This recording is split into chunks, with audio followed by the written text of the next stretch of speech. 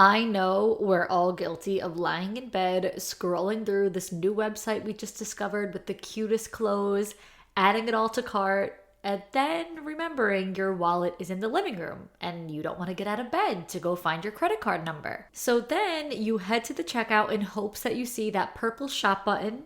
And there it is, the iconic purple Shop Pay button that has all of your payment and shipping information saved, saving you time while you get to stay cozy in bed. Well, that's Shopify. And there's a reason so many businesses sell with it, because Shopify makes everything easier, from checkout to creating your own storefront.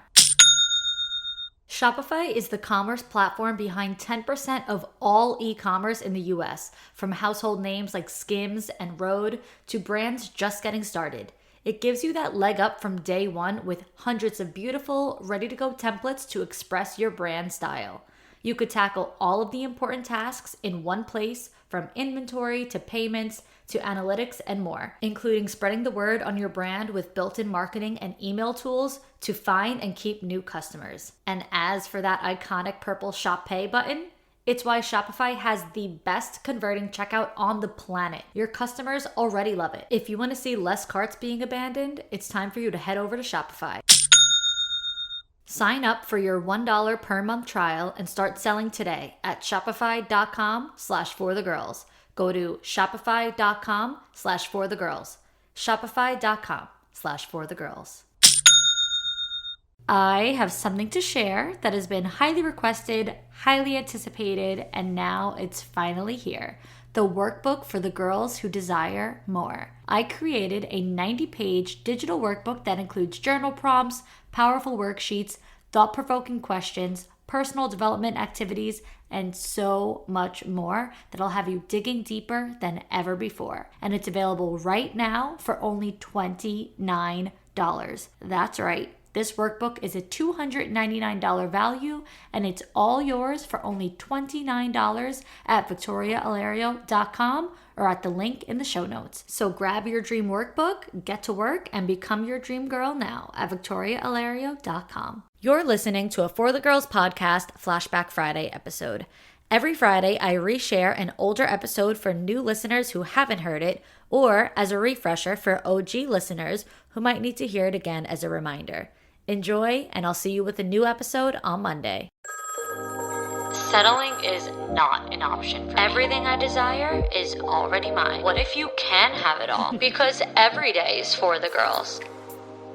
Hello. Welcome back to another episode of For the Girls. I'm your host, Victoria Alario, and today's episode is so much fun. We're talking about dating and relationships with Alana Dunn, who is, well, you guessed it, a dating and relationships expert. She's also the host of Seeing Other People podcast, so some of you girls might know her. You might already be listeners of Seeing Other People, so if so, then you just know how amazing Alana is. And if you're not a listener of hers yet, if you've never heard of Seeing Other People, then after this episode, make sure to check it out because there is so much good content on there, and be sure to subscribe and follow along because she actually interviewed me, and that episode will be out in probably about 2 weeks. So stay in the know with her content, stay up to date, and then you will be blessed with an interview of Alana interviewing me on Seeing Other People coming out soon. And guess what? If anyone needs dating app inspo, this episode is for you because Alana is engaged to her fiance who she met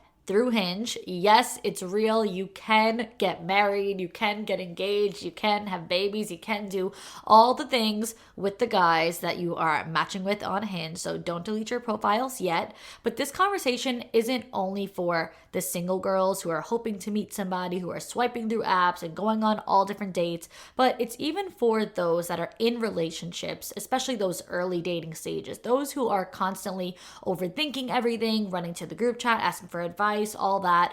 By the time that you're done listening with this episode, you'll be learning exactly how to transform from being an anxious dater to feeling more secure within yourself, within your relationships, just in life in general. So this episode is for all the girls. I also just think most importantly, no matter what your relationship status is, I think this conversation will allow everyone to shift from a negative mindset around dating and men and relationships and all that to a really, really positive positive one. So I'm excited for you girls to hear this conversation. Also, this is the best announcement of this intro. This episode is not only for all the girls in general, but it's especially for the Jonas Brothers girls, okay? Because we go on an entire Jonas Brothers tangent discussing wedding songs and all the things because we're just both obsessed with them. So let's get right into it. Okay, everyone, please welcome Alana to For the Girls. I am very, very, very excited for this collab. Alana, introduce yourself to the girls. Okay, first of all, thank you so much for having me. I'm so excited to be here. Hi, girls. I'm Alana Dunn. I am the host of Seeing Other People, which is a podcast about dating and relationships. And I also co-host the podcast Life in Progress with Carly Silverman. And Life in Progress is really all about everything we experience in our 20s, from career to friendship to dating to just all of the growing pains with getting older. And so other than that, I am a dating and relationships coach. I'm a content creator. I'm a dog mom, and I'm getting married in June. Oh my God, June? I didn't realize it was so soon. It's coming up. The clock is ticking. Okay, is everything like done? Like now it's just the countdown or It's a never-ending to-do list. Like I've okay. never experienced anything like this. Everybody keeps saying like, "Oh, you've gotten all the big things done," or like, "Oh, you'll get into a lull." I'm like, "No, that has not happened. I don't think that's going to happen." But I'm in a really good place with it where everything that's left I like feel good about and I feel like I can have fun with it.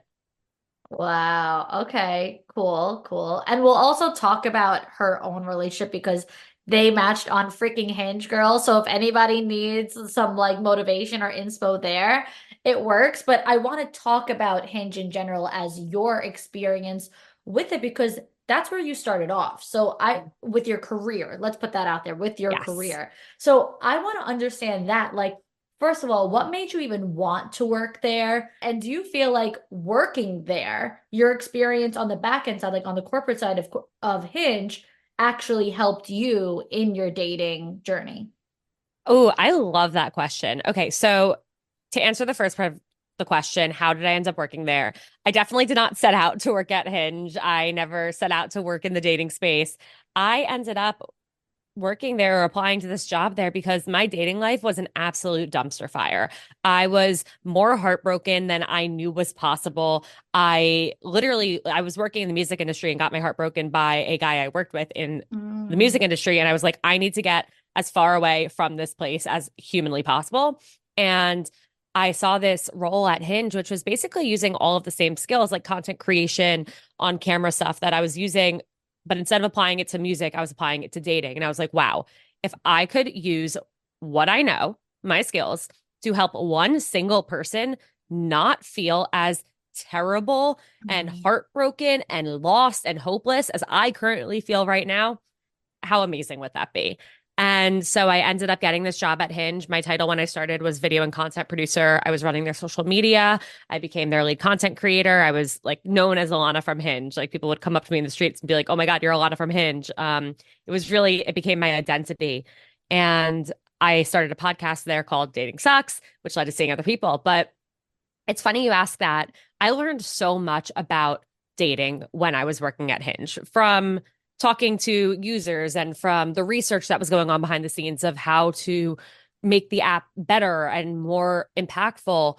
But I think the biggest thing I learned that helped me with my dating life was there's this whole not stigma around dating apps, but I think there's this whole energy out there about how much dating sucks and how like the dating apps are like ruining our lives and want to keep us on there forever. And that is a really daunting feeling and can make dating feel really impossible and really scary and really heavy. And what I learned from working at Hinge was every single person at that company was the most wonderful human being who just wanted to help people find love.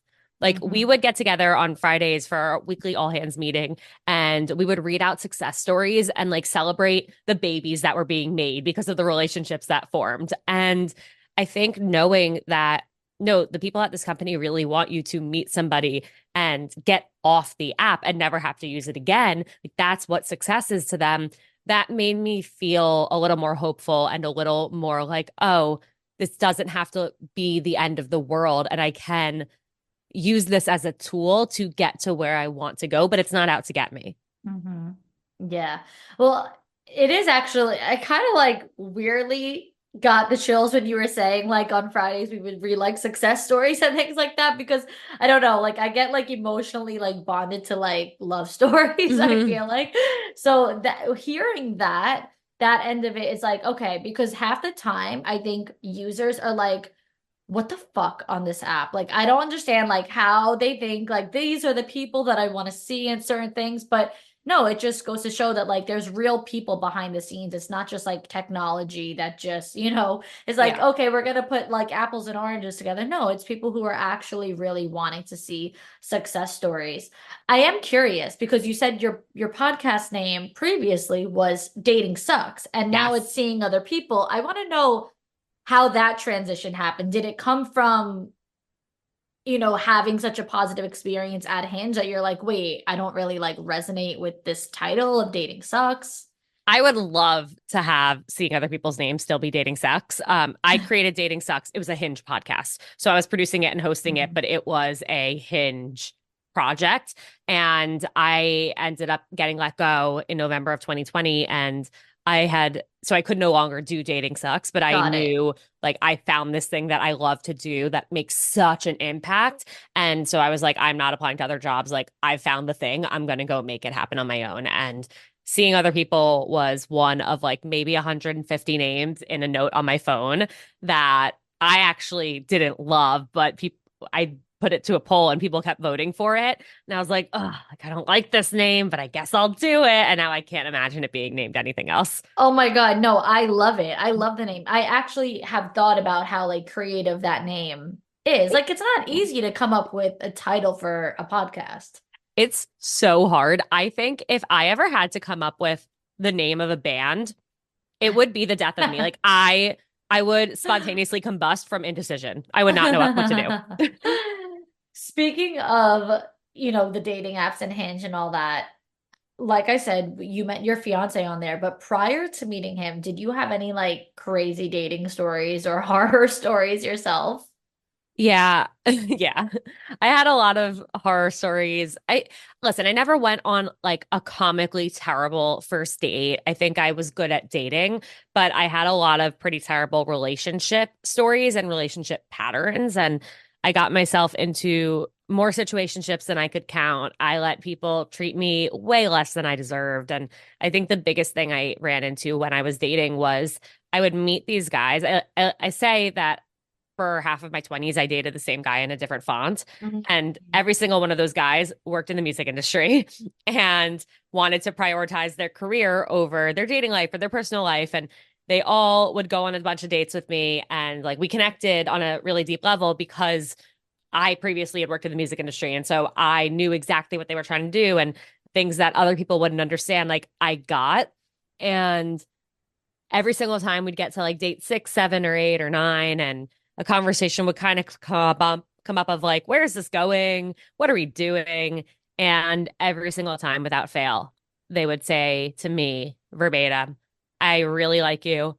I love hanging out with you. We have such a great connection. I'm not looking for anything serious right now, but I'm super down to keep hanging out if you're okay with that. Every time. No, I'm not. Well, Alana at 25 years old and 24 and 23 and 26, every single time she said, oh, well, he said he likes me. So, of course, he doesn't know me well enough to want to commit to me yet. Like, why would he want to date me yet? Like, we just met a month ago. So, challenge accepted. I'm going to make them want to date me. No, no, no.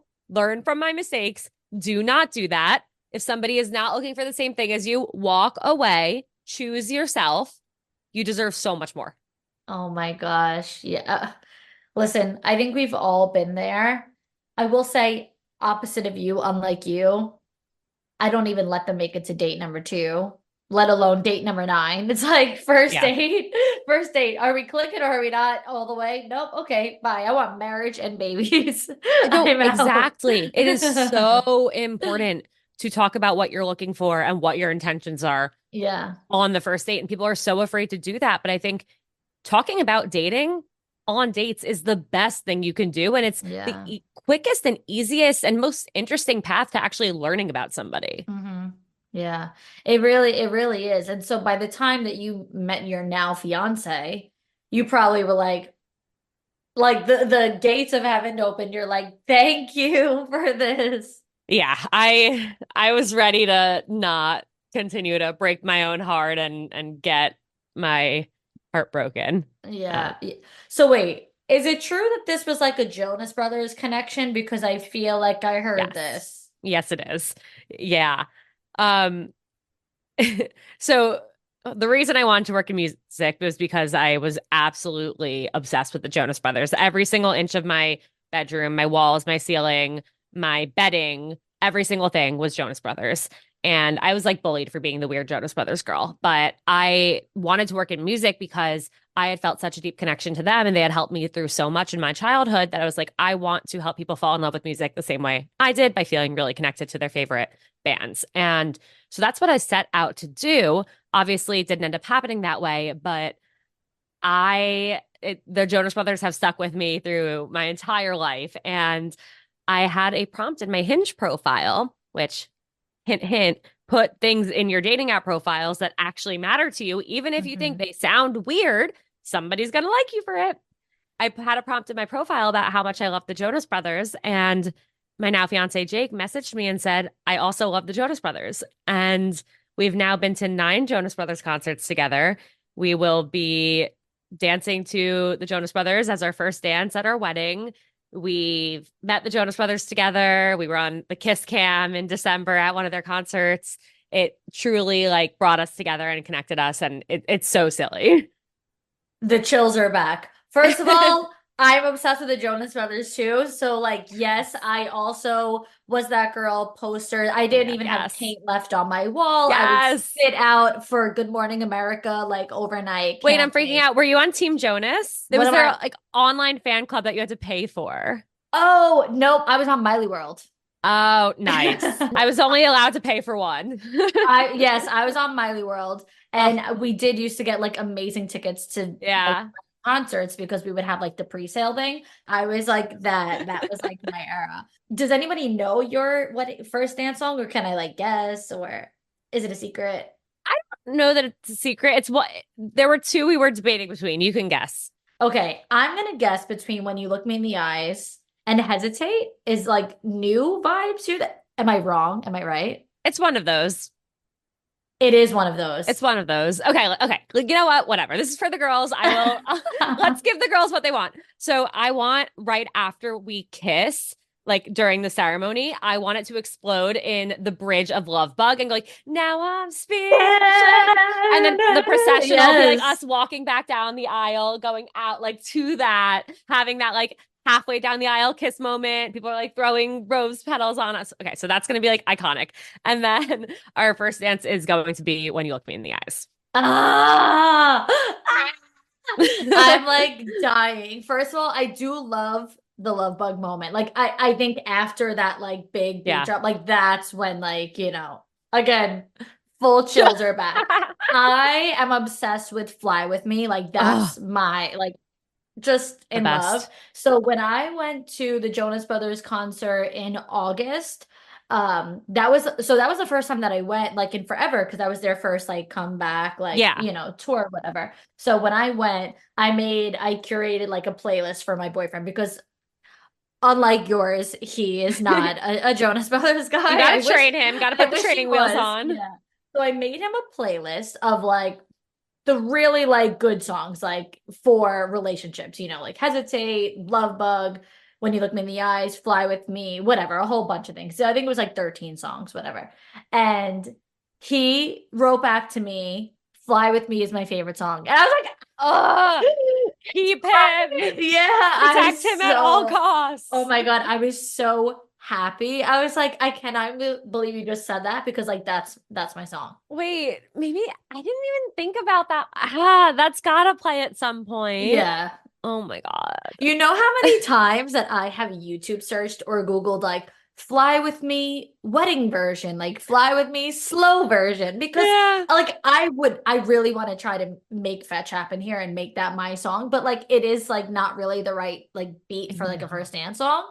I've seen people So do upbeat first dance songs though, and it's really? fun. Yeah, it's fun. It Yeah. we have this amazing giant expensive band that we hired, and we're both like, yeah, the band can't do that. Like we need them to like plug in an aux and like hit play on the actual Jonas Brothers singing it. Like it's so funny. We keep having moments like that. We're like, no, we need the Jonas Brothers Oh to my sing God. it. First of all, you also just like, I'm getting ahead of myself here, but you just made me so happy because I really want a band for my wedding. I am not engaged yet, but I really want a band for my wedding. And what you just said validated everything I needed to hear because I've been having like a few panic moments of like, but there's certain songs that like I don't want a band to sing. Like I Yeah. want to hear the real thing. So is that a thing? They could actually play the song?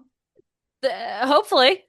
You're gonna find out. So Listen, more breaks for them. Why not? yeah, They can because get paid to stand there if I get what I that's want. that's what I'm thinking. Like if I want a song to be like my first dance song or Yeah, even like my dance with my dad, I'm like, I don't they want do the that. They do band to that. sing it. Like I want the real thing. Yeah, Okay. they will do Okay. that. Good to know. Good to know. I'm gonna keep that I got in the you. files. Anyway, I'm so glad we just had that Jonas Brothers moment. And quite frankly, we could just scratch everything else and keep talking about the Jonas Brothers. Twist my arm. But going back to now, all right, you connect with your now fiance on Hinge. I really want to talk about this experience Yeah. because this is where a lot of girls like they lose it. Like they don't really get to pursue and further a relationship because of all these rules and different things that come to be with dating. And like you said, stigmas and dating sucks and whatnot. So I feel like when it comes to dating apps or just dating in general, like I said, there are so many rules on what to do or even worse, like what not to do. What is your take on all of that? How did you really succeed in finding this relationship through the dating app? I think I spent so much time when I was single trying to follow these rules and do what my friends were doing or do what an influencer was saying was the right way to date. And I kept finding myself feeling really uncomfortable when I would make those decisions, or I would say something that somebody else would tell me to say. I would write something that someone else would tell me to write. And I would like feel it in my gut. Like, this is not authentic to Alana. This Mm. is not who I am. But they're saying like this is the right way to do it. So I guess like let's do the right way because the decisions I've made haven't gotten me very far. But I've learned, and similarly to you just talked about this in your social media episode, it really like you cannot do what someone else is doing just because they're making it sound cool or they're saying, well, this is what worked for me. Because guess what? We're all different people. You and I have had completely different relationship experiences, dating experiences, friendship experiences, life experiences, and all of those impact how we connect with other people, how we build trust, how we peel back our own layers and open up and feel comfortable and safe with somebody. And so what works for me isn't necessarily going to work for you. It's what works for you isn't necessarily going to work for the 8 girls in your group chat or for your favorite influencer. And so I think the biggest thing I learned and what helped me find success was leaning into wholeheartedly dating in a way that felt authentic to me. And that was not following dating rules. That was saying it's okay if I want to text somebody first, I can text them first. If I want to confirm the date because it's 5 o'clock and I haven't heard from them, I don't want to sit here with this pit of anxiety in my stomach anymore, waiting for them, just staring at my phone every time it buzzes, being like, is it them? Are they going to finally confirm? When guess what? I'm fully capable of picking up the phone and writing a text saying, hey, are we still on for tonight? And I chose to take my dating life into my own hands instead of sitting back and letting dating happen to me. And I think that completely changed the way I felt about dating, the way I approached every date, and is absolutely the reason that I am now engaged and getting married to my best friend in the world and somebody that I feel so safe and comfortable and joyful with. Wow. Wow. First of all, it is so true. And I even personally have, not to say like mixed feelings, but like back and forth. There's so many times where I put out a video or a podcast episode where I literally say, I'm like, I don't know how many ways to make this disclaimer. Like, do what works for you. Like, because I give advice and I do believe, for at least for me, that like when I have this certain set of standards, there's certain things that I just won't allow. And so in dating, those would be my rules. Now, when I say that in the videos, and then girls follow up with like, what do I do about this? Or what do I say about that? I'm like, but what do you want to do? Like, you Yes. have to trust yourself. Like, I could tell you what I would do, absolutely. But if that's not what clicks with you, like, so I feel like I'm always constantly trying to like come from a grounded place too and say, like, but you 100% of the time have to make choices based on, how you feel and just what works for you. And I think that you talk a lot about like feeling safe and secure. All of that is extremely, extremely important. And so many girls, instead of trusting themselves and really leaning into that like safety and security, they go to their friends, like you just said, like what somebody else says to say or what somebody else says to do. So, what is your take on that, on people just not even making their own decisions in dating and more or less just like relying on the group chat? It's so hard. And I get it. And I've done it. And we want validation. We want to know that people think we're making good choices. But you have to realize that, first of all, if you're asking 8 people or even 3 people for their opinion, everyone might have a different opinion, which is only going to confuse you more and make you even less confident in whatever Hmm. decision you go with. And then you might have regrets and you might think, oh, well, what if I said that? Or what if I had played it cool instead of asking them out or instead of following up. And that's the problem with getting so many opinions. And that's honestly the problem with social media and Hmm. following so many different people and trying to take in all of the advice and all of the do this, don't do that. Like, this is the way you have to do it. That's the way you can't do it. Or this is the only way to find your person, et cetera, et cetera. But I think here's the thing. I think really the more you know yourself and the more you trust yourself, that's going to be your biggest power or like your secret weapon. And that's a really hard thing to do, but it's just paying attention to what feels good. Like, learning who you are is not that deep. It's like, what do I enjoy? What makes me feel good? What doesn't feel good?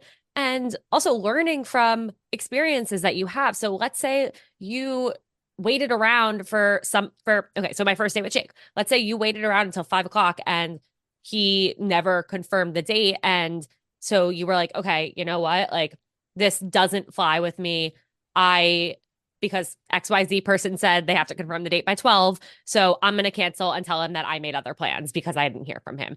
And let's say you get a response from them being like, oh my God, I'm so sorry. I had a really busy day at work. Like, was really excited for tonight. Totally understand. Like, we could do it another time. And then you feel shitty about that. Okay. Mm. Take note that you feel shitty, that you listened to what somebody said and tried that out. And it's okay that you tried that out, but just know that, hey, okay, maybe I should have waited, or I could have just said, hey, are you still good for tonight? Instead of jumping to that conclusion, taking that action. And then next time you can just confirm or just ask if they're still on. So I think it's a matter of trial and error, but really paying attention to how things make you feel is what's going to help you figure out what is right and wrong. And I think the other thing that I would really encourage people to do is don't overthink dating so much. Like, trust me, I was the queen of overthinking and spiraling and driving my own anxiety like into the freaking ground and off the roof. Like, it can be so stressful, but it doesn't have to be. And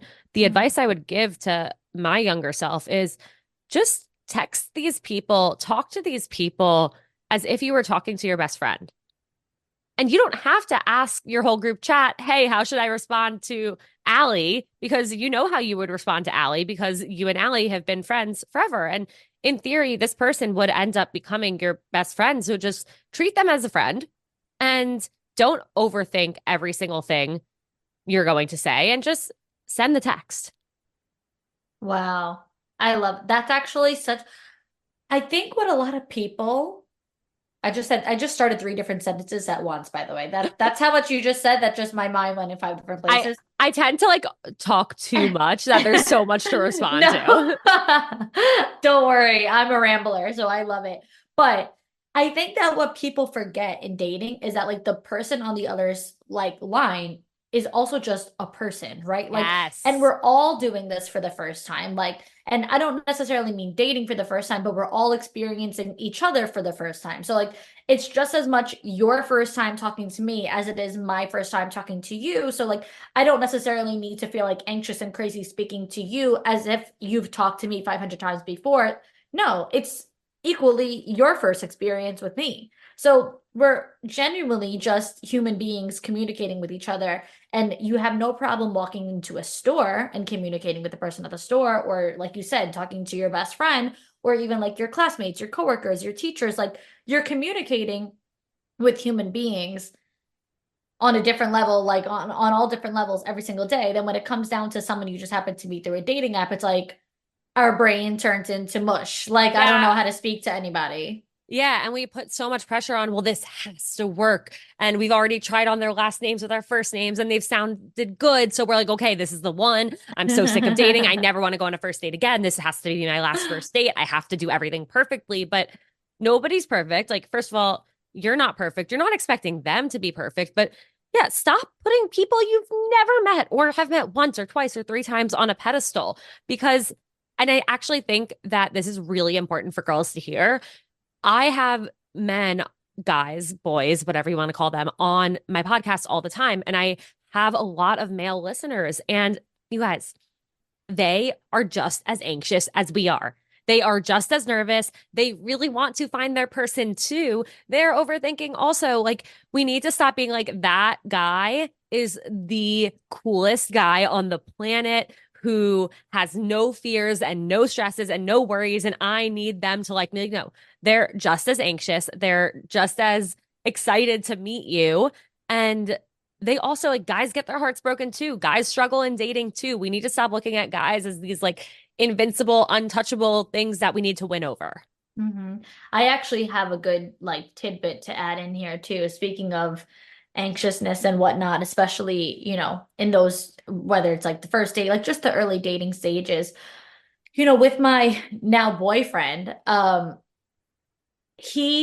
so when we got set up, it was of course already after the fact that I did have years of like going on dating apps and I did go out with all different guys and first dates, some second, but like I rarely even ever went on like third or fourth dates because like if I just knew this wasn't gonna be the guy I marry, then like I just really didn't waste any further time. But after like one or two dates, like there's always that like little bit of disappointment or little like feelings that, kind of rewire your brain to become so used to disappointment or bailing or not hearing from someone. Like you mentioned, like, it's 5 o'clock on the day of like a date you have planned at 7 o'clock and you still haven't heard from somebody. Like I had gone through so much of that before that by the time that I met my now boyfriend, that was kind of programmed in my head. So I was a bit of an anxious dater myself. And so what I had to do to like get out of that was tell myself, and mind you, this is not going to apply to everybody if somebody doesn't make you feel 100% safe and secure, but you'll relate Yes. because your fiance does. But for me, like, I had to tell myself, he's never given me a reason to feel this way. He's never made me doubt him. Meaning, like, okay, every time we had plans, he never canceled. He always confirmed. He always followed up. He was always on time. He was never late. He never made me feel like he didn't want to go. He always was looking forward to it, confirmed, picked me up on time, the whole thing. Like, everything was always consistent and a positive experience. So say that it's like the third date, because this was like genuinely what I was going through. And it's like 4 o'clock. It's say he, text me good morning, whatever. And then the whole afternoon I didn't hear from him. And it's 4 o'clock. And I'm like, my Where is mind, he? Is he yeah, dead? Does he hate me? Is it over? my Am I ever mind hearing would from him again? instantly go to Every the time. fact that we're off. My mind Yep. was like, he's bailing. Like I hate that guys are like this. He's bailing. He could have just told me, blah, blah, blah. And then he would literally text me, oh my God, I just got out of work. It was my phone was in my work truck all day, like blah, blah, blah. I left my phone in my work truck during lunch and, I just got back in the car and now I'm like, oh, like, and then you feel so silly for like how worked up you get over it or how anxious you get over it. And some of us naturally maybe have a little bit of anxiety. So maybe that does come very naturally to us. However, I also think we can reprogram the reprogramming that's already happened. We can like deprogram, we can unprogram, we can unlearn certain things. Yep. And that's what I would do. I would just tell myself at that time, like, but he's never given me a reason to doubt him, or he's never given me a reason to feel this way. Trust that. Trust his consistency, trust his actions, like trust the fact that like he always shows up. And that was what I would do. Do you have any like certain tips or whatnot that you could say helped you transform from an anxious dater to someone in a, secure relationship? Did you know that your daily routine could be full of hormone disruptors? It's true. There are more than 1,000 hormone disruptors living rent free in our environment right now. In our food, our water, the air we breathe, the clothes we wear, our skincare. And yes, they all mess with our hormones. But the good news is that we don't have to suffer through any of it anymore.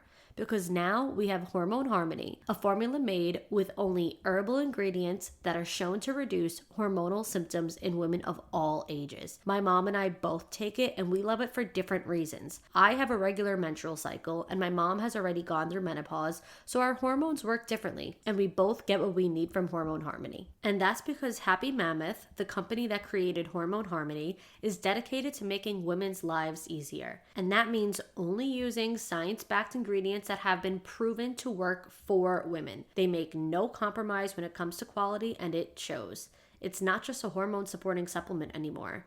It became a phenomenon. Women cannot stop talking about it on social media, and a bottle of Hormone Harmony is sold every 24 seconds. For a limited time, you can get 15% off on your entire first order at happymammoth.com. Just use code FORTHEGIRLS at checkout. That's happymammoth.com and use code FORTHEGIRLS for 15% off today. I know it's not always easy to whip up recipes that are fast, flavorful, and still feel special, but I have a shortcut to deliciousness for you girls. Frozen Washington red raspberries. They're American-grown raspberries picked at peak ripeness and frozen within hours to lock in bright, sweet, tart flavor, no added sugars or preservatives, just the good stuff. Cooking and baking is such a love language of mine, and nothing says love like some homemade muffins or pancakes for breakfast, so these have become a freezer staple for me to razz up all my favorite things to make. They not only elevate your traditional recipes by adding bold flavor and vibrant color, but they honestly make me feel like a kitchen genius when my fiance says to me, "Wait, how did you make these? Something's different." Well, the secret is these berries are crafted specifically to be frozen. That means better texture, better taste, and better results in your kitchen. I've used other frozen berries that turn to mush when they defrost, and the difference is extraordinary. They're grown by passionate farmers in Washington state, so they're frozen with care to ensure top quality and food safety. You can find frozen Washington red raspberries in the frozen fruit section of most major grocery retailers like Kroger, Meijer, and Winco Foods. I always check the label for American-grown frozen raspberries. Just look for product of the US on the bag. Want to learn more details on where to find American frozen red raspberries, plus recipe ideas and cooking tips? Head to redraz.org. That's redrazz.org. You'll find participating retailers and inspiration for every meal, plus info on how these berries go from farm to freezer with quality you can taste. Okay, girls, I got a question for you all to think about. How would life be different if you developed undeniable confidence? Well, you're about to find out, because I know you're sick of settling for the bare minimum. I know you crave more in life. So imagine how different your life would be if you had the tools to stop settling, to start raising your standards, and to start getting everything you want in life. And guess what? You can get all the tools through my Queens of Confidence coaching program. It's a self-paced, 8-module digital program that has been proven to change lives through recorded coaching videos, journal prompts and worksheets, and a community discussion board for you to ask me any questions and connect with the other members of the program too. Topics of the Queens of Confidence program include external validation, feminine energy, masculine energy, boundaries, high standards, communication skills, self-doubt, limiting beliefs, imposter syndrome, daily habits, mindful living, emotional availability, improving your relationships, understanding your needs, attracting everything you want, and yes, more. You can get instant access to the entire program right now, and best of all, you can watch and learn at your own pace because your access is granted forever. Some of the queens who have completed the program said, "It's the best investment I've ever made into myself. Vic is the best person to learn from. She's a true expert when it comes to confidence, worth every penny. And I've taken a couple of courses where they sound rehearsed or just repeat the same cookie cutter things. Your course is the complete opposite, and your everyday examples really drive your points home." So girls, it's your time. Invest in yourself, you're worth it, and your 2.0 self will thank you for changing your life for the better. Head to victoriaalario.com or click the link in the show notes and get the Queens of Confidence program now. Absolutely. And I love everything you just said. I think that was a huge part of my transformation too. And sometimes it's easy to do it on your own and other times it's not. And as you were explaining it, it just took me back to like conversations I would have with one of my best friends, Sarah, where we would take turns kind of when we were in a situation saying to each other, like, I haven't heard from him. Like, what's going on? Do we think it's over? And we didn't, what I want to emphasize is like, this was me and one person choosing to make each other a person for this. It wasn't every single time I'm not hearing from him, I'm going to text 5 different friends to just talk everyone's ears off and vent and feel heard and, have it occupy my mind even more. Cause I think that's actually like a bad thing to do because then you're hyping it up even more. You're talking about it more. It's all you can think about. But I had this one friend where we would be able to kind of ground each other in the fact that exactly what you said. It's like, well, he's never bailed on you before. He's always ended up following up. Like, you knew this was going to be a busy week at work. You have no reason not to trust him. He's never given you any reason. And so having one friend to confide in and kind of not put you in your place, but remind you like, and shake you and be like, hey, like everything's actually okay. You panicked last week. The same thing happened and you had the best night ever with him. So I think that was really helpful.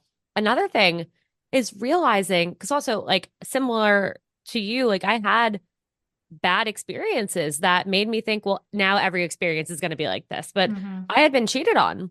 And so that really messed with my head and brought out more anxiety than I ever knew was possible in this little brain up here or big brain. And so anytime I would not hear from somebody that I was interested in on a Thursday, Friday, or Saturday night, if I didn't hear from them for like 5 minutes even, my immediate gut thought was, well, this person's with another girl. They're on a date. They're hooking up with somebody because they're not answering me. And because that's what was happening when I was being cheated on. And I would, go sleep over at a guy's place and I would see a hair on the pillow and I'd be like, is that my hair? I don't know if that's my strand of hair or not. I'd be like comparing it to the color of my hair. And there's like, it's like 50 shades of brown in here. Like, but it was really hard for me to trust people and to trust myself and my gut. And what I had to learn over time was I'm walking into a dating situation or a relationship or a situationship even. I'm walking in there assuming and hoping that this person's given me a clean slate and is going to take everything I say and do at face value and not put their past experiences and the girls who have screwed them over before, they're not going to like put that onto me. They're letting me be me. And so why should I do anything different? Like, just because one guy did something to me doesn't mean that every single other guy in the world is going to do that. And until this person gives me a reason not to trust them, yeah, I could have my guard up, but I should trust what they say and not immediately be like, oh, they're not responding to me for 10 minutes, jail. Like they're cheating on me, because that's not fair to them. We're hoping that people give us a clean slate when we go out with them. We should be giving them one too. And I think another thing, even when I did meet Jake and we started seeing each other and we were even like boyfriend and girlfriend at this point, I remember feeling like this is too good to be true. This is going so well. Something bad's about to happen. And I spent probably the first like 6, 7, 8, 9 months of our relationship just waiting for the other shoe to drop because that's all I knew. And you can't live your life like that. Sometimes things will work out. And that's not to say everything is perfect in our relationship and our lives, but sometimes things actually will work and you have to trust in that. Yeah, sometimes things just actually work out. Like crazy, right? Yeah. What a concept that things that we want to happen can actually happen. Yeah, no, it's so true. And I love, how you phrase that and how you put that into perspective, because I think a lot of girls get so used to the letdown and so used to the disappointment that when things are going right, they get like imposter syndrome. And I think that I Yeah. dealt with that myself as well after, I was single all of my 20s.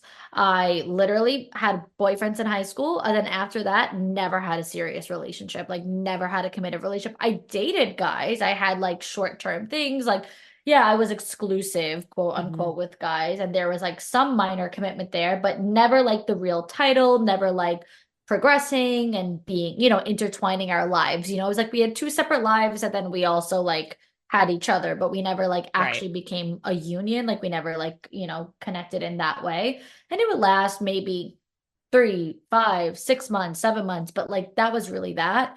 So when you have those experiences back to back to back to back and no serious commitment, no like true um growth in a relationship, and then you get into one, like that could really create like something in your head, like that imposter syndrome of like you said, waiting for the other shoe to drop, like, all right, when is this going to stop working out? And then at some point it just becomes 9 months and 10 months and then in a year, then you're like, wait, like Yep. this is happening, like this is really a thing. And I would say that is probably the best feeling, like that's to know that like, oh, I don't have to suffer. Like I don't have to constantly experience like such negativities and low lows. Like I can actually experience like the good stuff and the highs. Like that that is why you keep dating, to look forward to that. Like that is why you keep going even when things might seem hard or confusing. Like just know that that's on the other end of all of it, and it really is like the best feeling. Yeah, 100%. And enjoy it. Like, Mm-hmm. even when you're questioning yourself, even when you're waiting for the other shoe to drop, even when you're having doubts of like, could this really be as good as it is? Let yourself enjoy it. Mm-hmm. Dating, falling in love, forming a relationship with someone, these are such incredible things that we get to do. Where, if you think about it, like dating's actually a new thing in human history where like this time 100 years ago, or even like 80 years ago, 70 years ago, people weren't dating. They would just meet somebody, or even in some cultures, you don't get to fall in love. You're just told you're going to marry this person and you've never even met them before, or you've met them once, you know nothing about them, but you're being told this is who you're going to be with, or it makes sense for the two of you to be together. So suddenly you're together. We get to actually date, meet so many different people, learn about ourselves in the process, try new activities, go new places, laugh so much, and have fun with it. Where we get to choose, like, oh, I do want to continue getting to know this person because I feel great when I'm with them. And Mm-hmm. it's so exciting. And I look forward to seeing them again.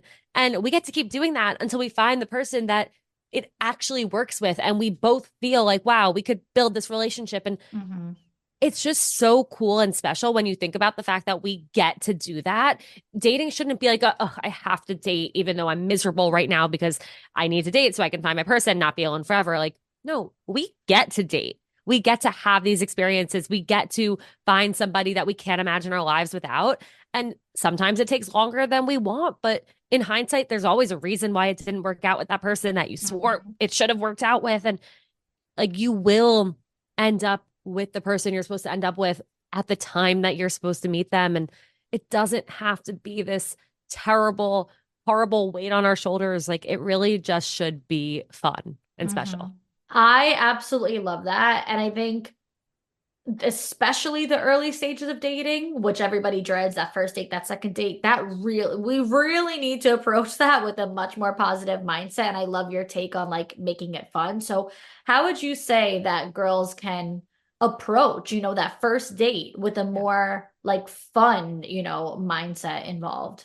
Yeah, I love that you're hitting on mindset because I think it, first of all, a lot of it is about mindset. It's, making sure you have the right pump up playlist or the friend you call that you know is going to put you in a good mood when you're walking to the date. I did both those. I would always listen to music. Like I literally had like a pre-date playlist on my Spotify that I would listen to when I was on the subway. And then as I would get out of the subway and I'd have like a 5 minute walk to the place, I would call Christina and I'd be like, Christina, tell me it's going to be okay. She's like, Alana, don't be nervous. Like you're always nervous and it always ends up being so fun. You call me or text me after being like, that was the best. Like it's going to be great. You're going to be great and you look great. Like you feel great. So whether it's a pump up playlist or a friend, or maybe it's taking a bath before to put you in a relaxed mood, I think start off like you don't want to rush from a meeting at work or a presentation right to the date, because then you're still in work mode. You're still in like high stress mode. You want to put yourself into like relax, have a good time mode. So I think that is really important to just set the stage of like turning your brain to, okay, we're going to enjoy ourselves now. And then I think whether it's making sure that the actual date itself is at a place. And yes, this means you might have to make a suggestion or assist in making the date plan, and that's okay. They don't have to do everything. You can take initiative too. But whether it's going to a place that maybe there's a new cocktail bar in your neighborhood that you've been really excited to check out, go to that place. Maybe there's a drink that you haven't tried before. Try that drink. Maybe you've never talked to somebody on a date about this thing that you did in seventh grade that was really embarrassing. Like trying new things on dates is a great way to come out of the date, whether the date is positive or a negative experience, you still come out of the date overall having learned something, having tried something new, having gained something. And I really like to encourage people to think about dating and a bad date not as a waste of time, because you still learned there's something about the person that you didn't like, or you don't see vibing with the lifestyle that you want, or you still got to, like, maybe the date wasn't good, but you still got to try a new place, or you crossed a food item at a restaurant that you've been to before, but you never tried that thing and you really wanted that dish. You cross that off the list. So even if the date doesn't go well, there's still so much to take out of dating and to take into your next dating experience. And so I really encourage everybody to think of dating not as a good date or a bad date, but to, after the date, reflect and say, like, what was the win of this date? What win can I take away? And you will realize that there are dating wins everywhere in dating, even on the worst of dates. Yeah. Wow, we are so aligned. One thing that I do with my coaching clients after the weekend, like on Mondays, I do check-ins and I'll ask them, of the weekend, what is your win or your lesson? And there's no such thing as a loss. Like there's no such thing as a fail. It's like your win or a lesson, meaning like, okay, you could have had something really, really, really positive, great, and fun happen, or maybe something not so great happened. But instead of looking at it from the lens of like, this was a fail, it's like, well, what did you get out of it? Because ultimately you had to learn something from it. And so I think that, like, even if you're fighting with your boyfriend, it could be like, I learned this weekend, like, how much more I need to like tap into my patience, like certain things of that sort. It's like you could find the positive in the negative. And I think with dating, you have to be able to see it like from that way. Otherwise, you're going to think like I've wasted so much time. And for me, like it was really easy for me to think negatively and feel like I wasted so much time on all these dates. Like by the time that I met my boyfriend, like we didn't meet through a dating app. And so there were definitely times where I'm like, I can't believe how much time I wasted on dating apps and blah, blah, blah. But like ultimately, all of that taught me and prepped me and helped me. Like by the time that I, met him, like I feel like all of those quote unquote like bad dates taught me like everything like of what works for me, what doesn't work for me, what feels right for me, what doesn't feel right for me. So it's almost like you have to do it even just for practice. Like just this is like rehearsal for when you meet your guy. Absolutely. Like think about it. You can't just show up on race day and run a marathon. You have to train for that marathon for weeks, months, sometimes years. You might try to run a marathon and not fail, but you might not make it across the finish line, but at least you tried. You might sign up for a 5K at first, or a 10K, or a half, and realize, okay, maybe I wasn't ready for that. I'm going to go back to the drawing board. Maybe I need to do more strength training this time instead of just running. There's so much that you pick up along the way, and there's trial and error, and there's learning from your mistakes, and there's trying again with certain people even. And even if it doesn't work out, it's all a part of your journey, and it all is leading you to where you will end up. Yeah, absolutely. I love that.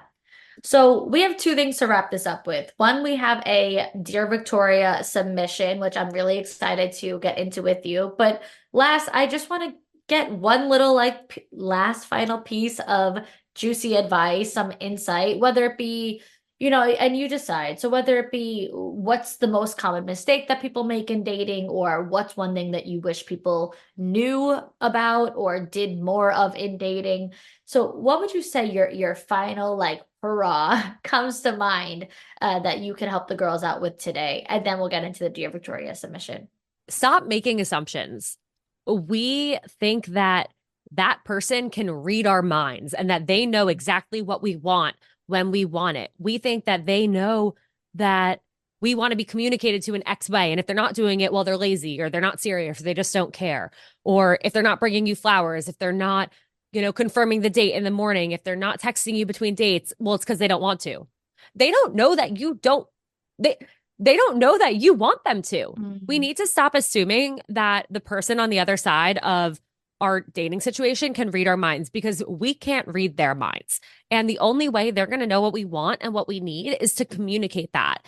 And it's okay to communicate your needs. Having needs doesn't make you needy. And if it does, well, then we're all needy, because we all have needs and we all need to feel more comfortable. We need to force ourselves to be comfortable in sharing that, because the basis of any relationship is communication. And if you're just going to sit there and assume all day long that this person knows exactly what you want and what you need and what's on your mind, you're never going to get into a relationship. Oh my God. I love that. I have podcast episodes talking about that, TikToks talking about that. Like that is one of my biggest things is communication. And I will say, like, I pride myself on being a good communicator, or even if you don't want to say a good communicator, a direct communicator. Some people might say they don't like the way I communicate, but in my mind, like I'm like at least I make it clear, like what works for me, what doesn't. Like I always make sure to put it out there. Even aside from just like relationships and dating, I just think that like you said, people are not mind readers, but also what a lot of girls who are dating need to understand is that everyone has different values, different morals, different love languages, which is a whole other Yes. topic. Like you said, different needs, different standards, different desires, different wants. Like, so, you might connect with somebody and be like, he's all great, this and that, but say, like you said, he doesn't, get you flowers or whatnot. You need to express then that like gift giving and that thoughtfulness, that's a love language for you. And Mm-hmm. to receive in that way, that really like tickles your fancy, like that's like Yeah. a love language that's very important to you. And everybody has their own thing, but they're not going to know unless you give them a little bit of guidance. Yeah. It doesn't, not only does it not make you needy, but I think it doesn't make you you're not asking for anything that's too much. It's just No. you know what feels right in your heart, and so you're simply asking for like your heart to feel good. You just want to feel that safety and security, like you mentioned so much throughout the episode. Yeah. And I love that you brought up love languages, because if you think about it, like this person might not be bringing you flowers because maybe they brought their ex flowers and their ex actually really didn't like getting flowers. Or maybe their ex's love language is words of affirmation. So they're giving you all these words of affirmation and repeatedly telling you how much they like you. And you feel uncomfortable by that. You're not used to that. You don't like it and you're getting the ick. They don't know that. They don't know Mhm. that that's not something that you want. Like you have to share these things. You have to be open. You have to ask them how they want to be loved and how they want to be treated too. It's like we we got to stop making things up and being like, well, this person did this or didn't do Yeah. this, so they're not it, or this Yeah. won't work. Like you have to give people the opportunity to show up for you in the way that you need. Yeah. Men are not mind readers. They are Nope. certainly not. I say that all the time. It not to go off on another tangent, but like one thing that's always just kind of like annoyed me with what like girls like email me or comment me on TikTok and tell me is like when they um let's use splitting the bill on the first date, when they offer something and a guy takes the offer and then they're like Jail. annoyed. Yeah. Yeah. And I'm like, well, you offered. Like, did Mm. you think, like, were you playing a game? Were you setting Yeah. him up? Like, were you just testing him to see, like, if he would say no? Because, you know, you didn't have to offer if you didn't want him to do it. So why test him? Guys are such simple creatures. He probably was like, sure, like, what a Right. Like, nice oh, she offer. wanted to, Yeah, so like, I'm what a not nice gonna. offer. Sure, of Right. course we could split it. Like, you know, I it, I recently had a conversation with someone, Jordana Drazen. She's the Daily Schwitz on social, if you guys know her. But she had said that with her now boyfriend Jack, their first date, they were friends before. So she went into their date. She didn't know if it was a date. She's like, okay, if he pays, like I'm gonna offer to pay, but if he says no and he pays, then this is a date. If he allows me to split the bill, then this is not a date.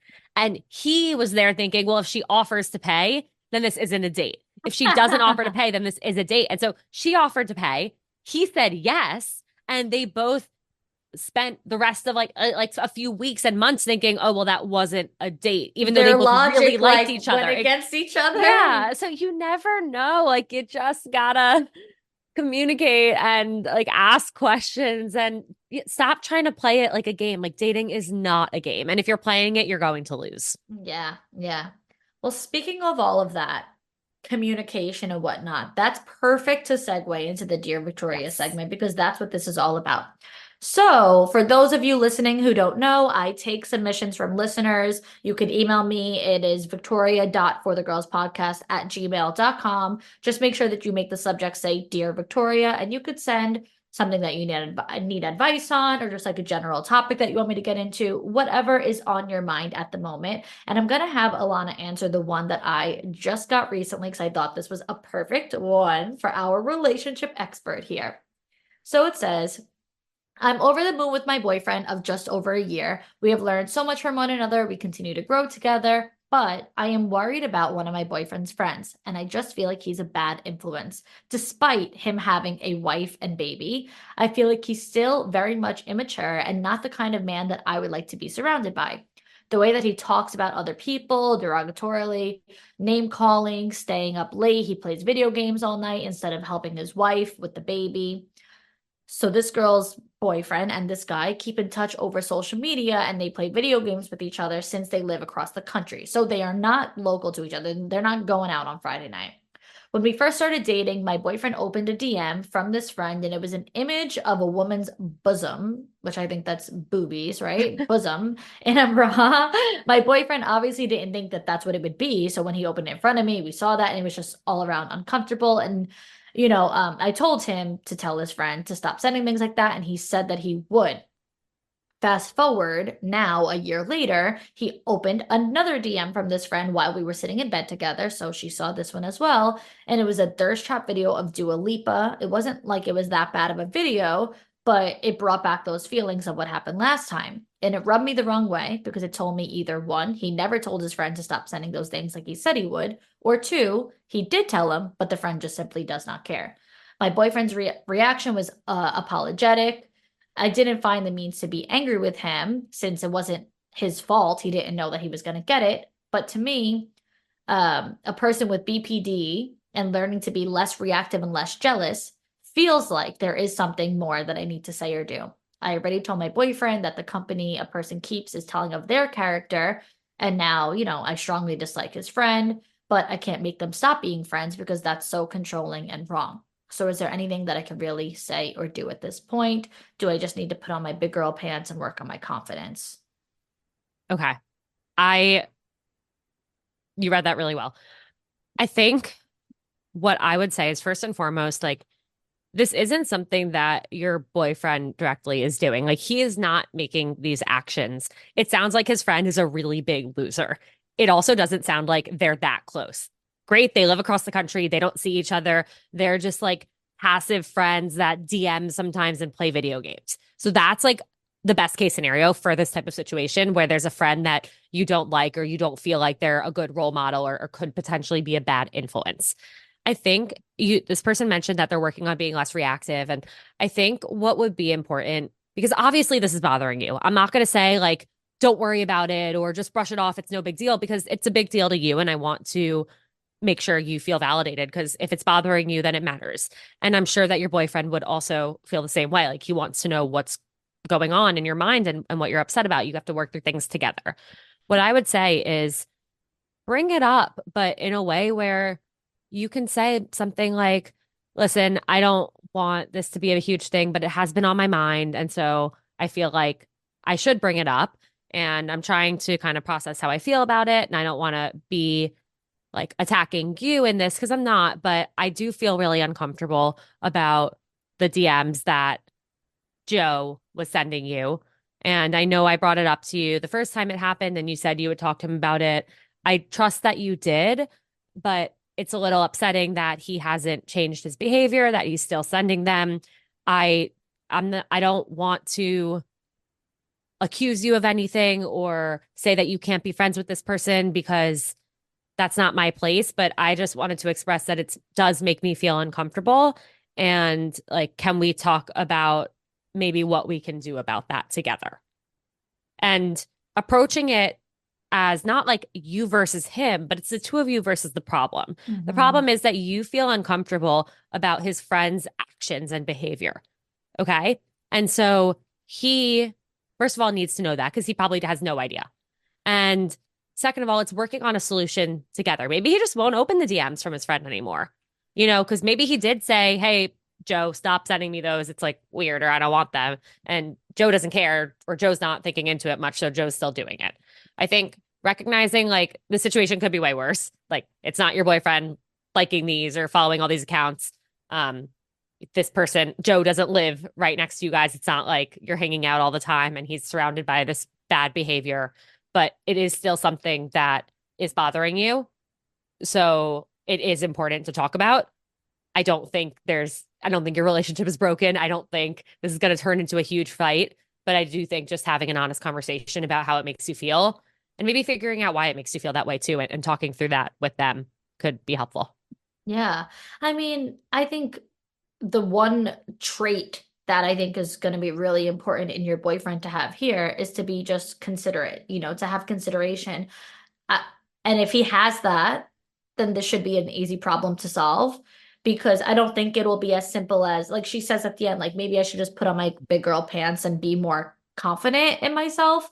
I don't think that the problem is that like Dua Lipa makes you feel insecure. Like No. that's not the issue at hand. The issue is that like it makes you uncomfortable that photos or videos of any woman is being sent to your boyfriend with clearly not the best of intentions because I would hope that my husband and father of my children is not sending like this girl probably doesn't even know that her husband does that, or if she Right. does, I mean, I don't know, but like I would hope that my partner isn't going to be the one doing that. So the fact of the matter is like something really uncomfortable is happening on one end and it's being sent to your partner, and if you can even express to him your own like Alana just said, figure out why it makes you feel that way. So if you could clearly articulate and express to him why it makes you feel that way, then if he is, like I said, a considerate person, then he'll be able to take that into consideration, take your feelings into consideration and say, yeah, like that is unacceptable.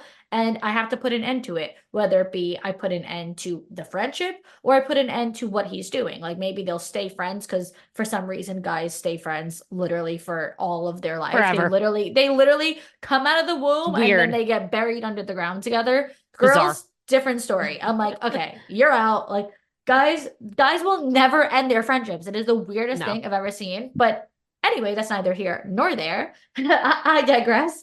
They probably won't end up being friends, but at least maybe they'll be a little bit more distant. Like he won't really, have social media like DM relationship with him anymore. I don't know. Whatever the case is, I think he should be able to put an end to it, but you have to be sure to articulate it clearly. Don't step into that insecurity like mindset where then you start playing like the victim and you're getting like agitated and angry and mad and yelling. Like as long as you don't do it in that way and you just communicate like an adult, like Alana just said, it's you two versus the problem, not you versus him. That's a very big different like thing to differentiate. Like it should be you two together, not you being mad at him. And I think that she also said that in the email that she wasn't mad at him because it's not necessarily him doing it, but just remind yourself that this problem has a solution. That's what's always the most important thing. It's not like he's cheating because that's a problem that does not have a solution, but this problem has a solution and it's not the end of the world.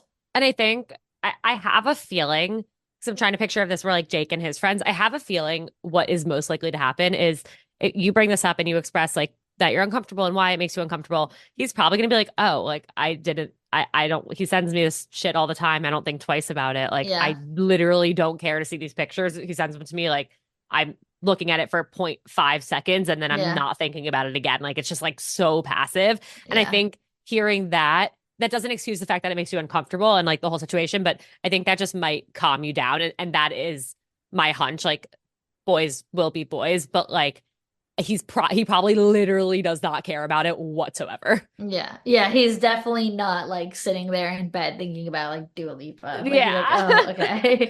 And you know what? I have friends whose boyfriends or fiancés, I know that they are, and they like embrace them for that. They're like, you know what? Like, Dua's a great one. Like, I'm all in.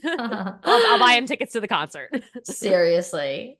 All right, good. I think that was amazing, Alana. This was so much fun. Where can the girls find you and connect with you and all the things? Yes, thank you so much for having me. And also stay tuned because Victoria is coming on Seeing Other People, and that episode Yes. is going to be a must listen. So you can listen to Seeing Other People and Life in Progress wherever you listen to podcasts. You can follow on Instagram at Seeing Other People. You can follow me at Ilana Dunn, and you can follow Life in Progress at It's Life in Progress. If you want to Thank find me, you. I can be found. It is not hard to find me.